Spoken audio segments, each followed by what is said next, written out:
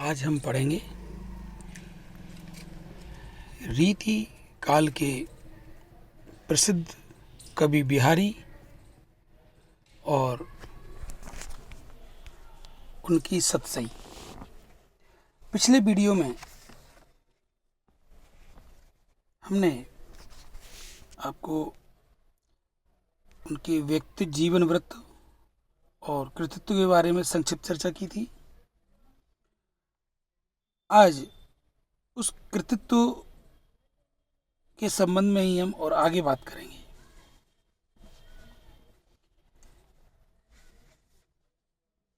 जैसा कि आपको ज्ञात है कि मात्र 713 दोहे लिखकर बिहारी ने हिंदी साहित्य के आकाश में चंद्रमा की तरह अपना स्थान सुनिश्चित किया। रामचंद्र शुक्ल जो आलोचक और सुव्यवस्थित इतिहासकार लिखने वालों में अग्रणी, कहते हैं कि मुक्तक कविता में जो गुण होना चाहिए वह बिहारी में अपने चरमोत्कर्ष तक पहुंचा है, इसमें कोई संदेह नहीं। ये मुक्तक की प्रतिभा उनको गागर में सागर भरने के लिए ख्याति दिलाती है। दो लाइनें आपने अनेक बार सुनी होंगी। सत सैया के दोहरे ज्यो नाविक के तीर, देखन में छोटे लगें घाव करें गंभीर। इस प्रकार से इनके दोहे गागर में सागर भरने में समर्थ हैं। अब इनकी रचनाओं का मूल्यांकन करते वक्त हमें कुछ बातों पर विशेष ध्यान देना चाहिए, जिससे कि इनकी रचनाओं को आत्मसात करने के में कवि का जो दृष्टिकोण है, कवि की जो मंशा है, प्रतिपाद्य है, वो हमारे सामने स्पष्ट हो और उस रचना को हम वास्तविक उसी रूप में समझ पाएं, हृदयंगम कर पाएं, जैसा कि बिहारी ने चाहा था। पहला बिंदु है कि बिहारी ने ऐसे विषय, ऐसे प्रसंग और ऐसी भावनाओं का चुनाव किया है जो रस निष्पत्ति करने में सक्षम है। दूसरी बिंदु इनकी कृतित्व है, जिसके लिए अक्षय कीर्ति इनकी प्रकाशित है, वो है मुक्तकार में जो कल्पना की समार शक्ति होनी चाहिए वो इनमें बेजोड़ है। चौथा बिंदु है भाषा शैली होनी चाहिए कम से कम शब्दों में अधिक से अधिक भावों को पिरोने की क्षमता जिसमें होगी वो कवि अपने युग के सर्वप्रमुख कवियों में गिना जाएगा, जो कि बिहारी में है। आपको आगे उदाहरण के द्वारा बताया जाएगा। कल्पना की समाहार शक्ति इससे पहला का बिंदु था, अब है भाषा की समाहार शक्ति। इसके बारे में एक बहुत प्रसिद्ध दोहा इनका प्रचलित है, श्रृंगार के पक्ष से है वो। कहत नटत रीझत खिजत मिलत खिलत लजियात, भरे भौन में करत हैं नैनन ही सब बात। अब देखिए पहली पंक्ति में कहत नटत रीजत खिजत खिलत मिले 7 प्रकार की क्रियाएं हैं।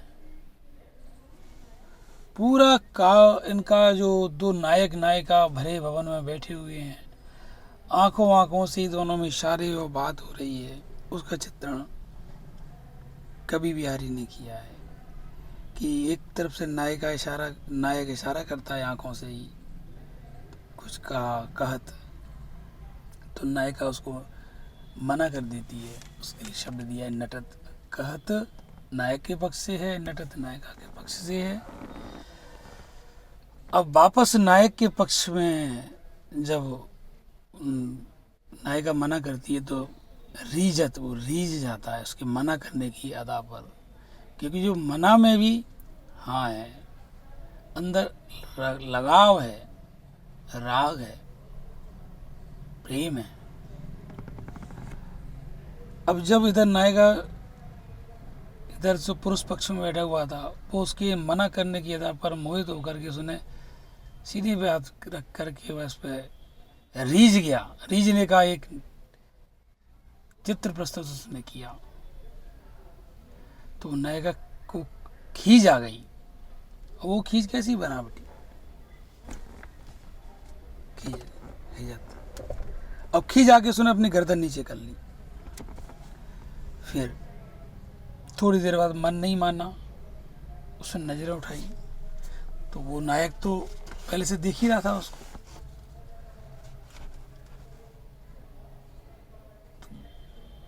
मिलत माने दोनों की आंखें मिली, दोनों की आंखें मिली तो दोनों की आंख चेहरे खिल गए, खिलत। और लज्जात के लिए जब ये देखा सारी सभा में लोग उसे देख रहे हैं कि इनका तमाशा तो नहीं बनना है, ये देख करके दोनों को लज्जा आ गई। कुछ लोगों ने देख भी लिया था। इस प्रकार से कल्पना और भाषा दोनों का समावेश है। कवि को व्यंग प्रयोग में दक्षता होनी चाहिए, जो कि व्यारी तो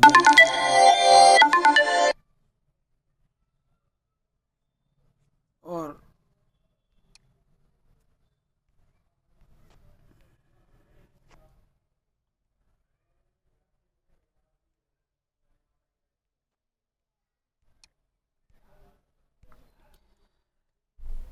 व्यंग प्रयोग में इनको दक्षता है, अन्योक्ति में दक्षता है। तंत्री नाद कवित्र से सरसरागर तिरंग, अनबूढ़े बूढ़े त्रिज बूढ़े सब। तो व्यंजना में प्रयोग, भाषा में कोमलता, सरलता और प्रभावशीलता है। शब्द योजना में इनकी नाद सुंदर है। इस प्रकार की सारी विशेषताएं ब्यारी में हैं। मुख्यतः तो नायक नायिका के प्रेम एवं श्रृंगार रस की व्यंजना को इन्होंने लक्ष्य बनाया है। मुक्तक में रस के सभी अवयव की नियोजना एक साथ नहीं हो पाई है, अतः उसमें ऐसे ही रसों की व्यंजना हो सकती है जो सभी अवयवों की अपेक्षा नहीं रखती। श्रृंगार में यह गुण विद्वान है। प्रेम के क्षेत्र में आलम्बन के सौंदर्य की झलक, उसकी एक चेष्टा या आश्रय की कोई मनोदशा या उसकी कोई एक उक्ति से ही पाठक के हृदय को झंकित किया जा सकता है। अतः श्रृंगार रस को प्रमुखता इन्होंने दी है और छोटी से छोटी बात को मार्मिक बना देने की कला, नायक और नायिका की छोटी छोटी चेष्टाओं पर भी बड़ी से बड़ी बात कह देने की क्षमता इनके अंदर बेजोड़ है। अब उपयुक्त जो विशेषताएं आपको बताई थी, मूल्यांकन के आधार बताए थे, वो यद्यपि इनमें है। भाषा की समझ शक्ति का आपने उदाहरण आपको मैंने बताया था वो है। ऐसे और भी स्थल हैं, जैसे दृग उर्जत टूटत कुटुम्ब जुरत चतुरचित भी, संभवतः कल के व्याख्यान में आपको मैंने उद्धृत किया था। अब अलंकार प्रतिभा में, चूंकि पता ही है आपको, इन्होंने जयपुर के राजा सवाई जयसिंह की कृति लिखे थे। तो नहीं पराग नहीं मधुर मधु, नहीं विकास हुई है काल, अली कली ही सो बंध्यो आगे कौन अवाल। ये तो वो राजपाट पर ध्यान नहीं दे रहे थे, इसलिए उनकी नवोड़ा जो पत्नी थी उनसे ध्यान हटा करके राजकाज पर आए, इसलिए उन्होंने लिखा था कि ये भौरे अभी तो फूल का पूर्ण यौवन नहीं आया है, विकसित नहीं हुआ है, कली पर भी तू भी इतना मंडरा रहा है, जब यौवन पर ये कली आई तब तेरा क्या हाल होगा। और दूसरी बात कहते हैं, ये सवाई जय सिंह मुगलों से इनकी संधि थी, मुगल बादशाह अकबर से। तो इन्होंने उनको संबोधित किया एक बाज पक्षी की तरह, हे सवाई जय सिंह राजा, तो बाज है, तो दूसरे के भोजन के लिए तो निरपराध पक्षियों का भक्षण क्यों करता, क्यों मारता है उनको। तो अपने लिए भक्षण करे तो समझ में आती है। स्वार्थ माने तुम्हारा कोई स्वार्थ नहीं है, सुकृत माने तुम्हारे को इससे भला होने वाला नहीं है, पुण्य नहीं होने मिलने वाला, श्रम वृथा और तुम्हारा श्रम भी व्यर्थ है। देखो विहंगो विचार, हे विहंग, हे पक्षी, हे पक्षियों में श्रेष्ठ बाज की तरह जरा विचार करो। बाज पराए पान परितु, तो दूसरों के शिकार के लिए अपने अन्य पक्षियों को क्यों मारता है। और एक बात और, बिहारी के मुक्तक में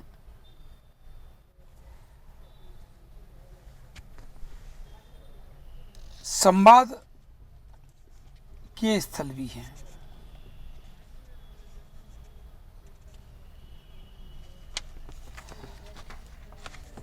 और वो संवाद के स्थल यद्यपि कम है लेकिन बड़े ही रोचक हैं, चूँकि केशव की तरह इनको संवाद योजना नहीं करनी थी, इनको 2 पंक्तियों में अपनी पूरी बात कहनी थी। इसके लिए इस प्रकार से बिहारी के सतसई, गागर में सागर है, इसमें कल्पना की समाहार शक्ति, भाषा की समाज शक्ति है, श्रृंगार, भक्ति और नीति के त्रिवेणी प्रवाहित इसमें है।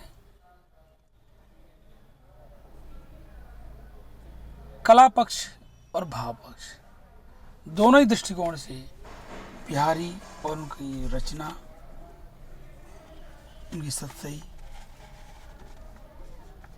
श्रेष्ठ बन पड़ी है। इन पर विद्यार्थियों 2-3-4 प्रश्न और बनते हैं, जैसे सिद्ध कीजिए बिहारी अपने दोहों में गागर में सागर भरने में कुशल हैं। दूसरा प्रश्न बनता है, बिहारी की भक्ति भावना पर निबंध लिखिए।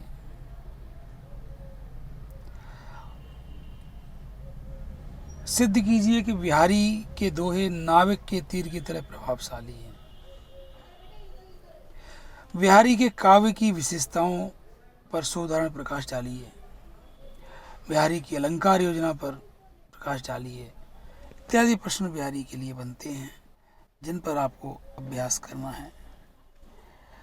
आज हम बिहारी के बारे में इतनी ही बात कह करके आपको हम कुछ अभ्यास के लिए प्रश्न दे रहे हैं। बहुचर्चित प्रश्न है जो आपके परीक्षोपयोगी हैं। घुमा फिरा के इन्हीं बात को आपको पूछा जाएगा। व्याख्याएं आपको करनी ही है, लेकिन प्रश्न का व्याख्या आपको अत्यावश्यक है। अब अगले सप्ताह से सोमवार से आपको हम प्रश्नोत्तर खंड पर, चूँकि आप अभी तक वीडियो सुन चुके हैं, अब व्याख्या खंड पर हम सोमवार से चर्चा करेंगे। प्रति कवि की कुछ चुनिंदा व्याख्याएं आपके सामने आएंगी।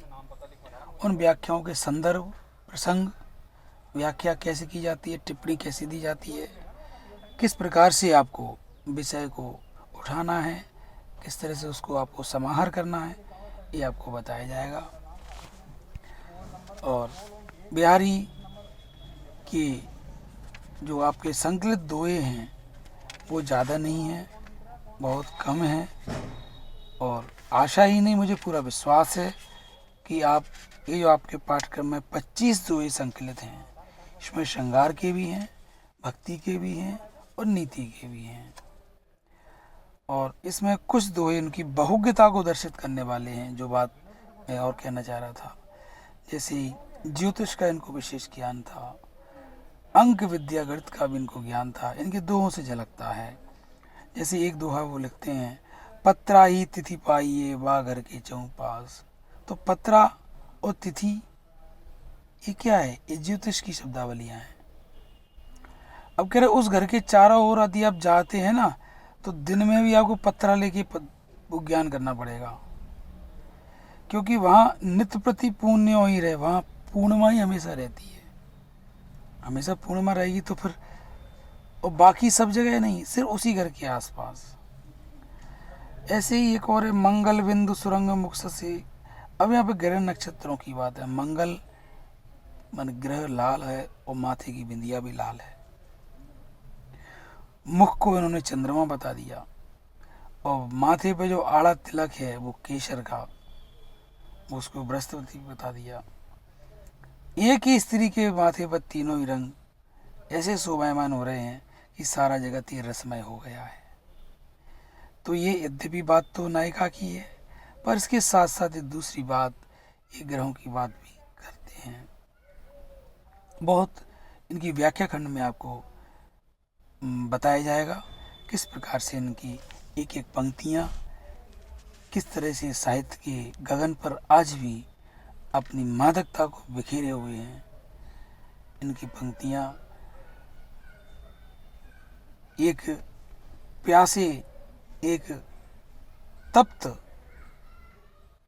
पाठक के लिए एक शीतल छांव की तरह, मृदुल जो रस से संबंध, रस युक्त एक पेय की तरह काम करता है।